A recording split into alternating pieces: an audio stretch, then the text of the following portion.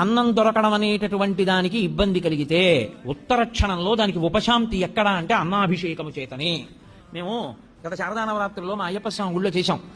శివలింగాన్ని పెట్టి శివలింగం నిండా అన్నం ఉండి అన్నంతో అభిషేకం చేసేస్తారు. చేసేసి ఆ అన్నంతోటే శివలింగాన్ని తయారు చేస్తారు. తయారు చేసి కాయగూరలు ఉప్పు వేయకుండా ఉడికించేస్తారు. పొట్లకాయలు, గుమ్మడికాయలు, బీరకాయలు, వంకాయలు అన్ని ఉడికిస్తారు. ఉడికించి తీసేసిన కూరగాయల్ని పరమశివుడికి అలంకారాలుగా పెట్టేస్తారు. పెట్టేసి ఆ శివలింగానికి పూజ చేసి శివలింగం మీద ఉన్నటువంటిది తీసి ఓ పళ్ళెంలో పెట్టుకుని మేళతాళాలతో వెళ్లి నీళ్లలో కలిపేస్తారు. సమస్త జలచరములు తింటాయి, సమస్త భూతములు బాగుండాలి. తర్వాత ఆ మిగిలిపోయినటువంటి శివలింగం, ఆ అన్నం, ఆ కూరలు తీసుకెళ్లి ఏ పులుసు అన్నం కింద వండేస్తారు. వండేసి అందరికీ ప్రసాదంగా ఇస్తారు.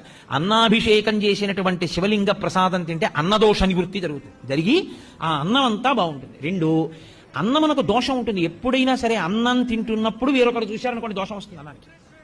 అందుకు గోప్యంగా అన్నం తినడానికి కారణం అది.